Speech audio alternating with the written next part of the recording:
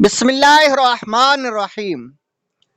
حضرت آمنہ کے حالت حمل میں حضور کے معجزات، نور اقدس کی شکم مبارک میں جلوہ گری۔ پھر وہ نور مبارک حضرت عبدالمطلب رضی اللہ تعالی عنہ سے حضرت عبداللہ رضی اللہ تعالی عنہ میں منتقل ہوا۔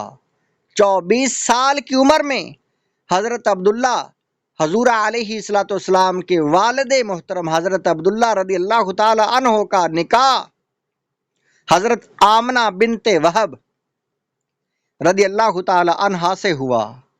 ماہ رجب شب جمعہ حضرت آمنہ بنت وہب رضی اللہ تعالی عنہا نور مبارک صلی اللہ تعالی علیہ وآلہ وسلم کی امانت دار ہوئیں۔ سبحان اللہ۔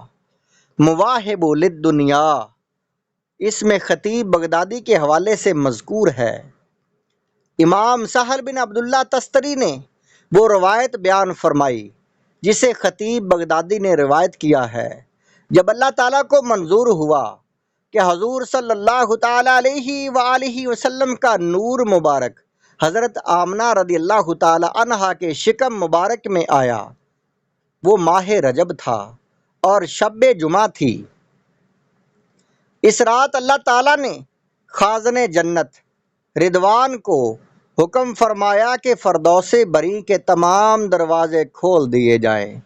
آسمانوں اور زمین میں ایک منادی نے ندا دی، آواز دی، یعنی اعلان کیا، سنو بے شک وہ خزانہ قدرت میں رکھا ہوا نور جس سے نبی ہادی صلی اللہ تعالی علیہ وسلم تشریف لانے والے ہیں،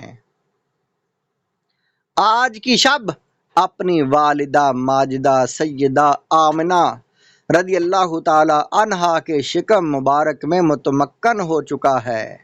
وہ حمل شریف میں مدت مکمل کرنے کے بعد بشیر و نذیر کی شان سے خاکدان گیتی میں جلوہ گر ہونے والے ہیں۔ مواہب الدنیا، ما حاشیہ زرقانی، جلد نمبر 1 صفحہ نمبر 197۔ حضرات، اس رات کرۂ ارض پر جو خوشی و شادمانی کا اہتمام تھا، خصائص کبریٰ اور مواہب للدنیا کی یہ روایت اس کی ترجمانی کر رہی ہے۔ امام ابو نعیم نے سیدنا عبداللہ بن عباس رضی اللہ تعالیٰ عنہ، حضرت عبداللہ بن عباس رضی اللہ تعالیٰ عنہما کی روایت نقل فرمائی ہے۔ آپ نے فرمایا کہ حضور اکرم صلی اللہ تعالی علیہ وآلہ وسلم کے شکم مادر میں تشریف لانے کی نشانیوں میں یہ تھا کہ اس رات قریش کے سارے جانور بول اٹھے، رب کعبہ کی قسم، آج رسول اللہ صلی اللہ تعالی علیہ وآلہ وسلم شکم مادر میں تشریف لائے ہیں۔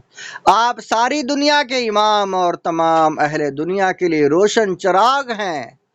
اس شب دنیا کے تمام بادشاہوں کے تخت الٹ گئے، مشرق کی جانب مغرب کے جانوروں کو مبارک بادیاں دینے لگے۔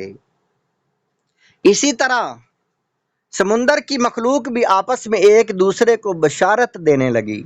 حمل شریف کے بعد ہر ماہ آسمان اور زمین میں ندا دی جاتی، مبارک ہو سر چشمہ خیر و سراپا برکت، حضرت ابو القاسم صلی اللہ تعالی علیہ وآلہ وسلم کی جلوہ گری کا وقت آ چکا ہے۔ المواہب الدنیا، ما حاشیہ زرقانی، جلد نمبر 1 صفحہ نمبر 202 اور 203۔ آگے آنے والی ویڈیو میں حضور علیہ الصلوۃ والسلام کی ولادت با سعادت کا واقعہ سنیں گے۔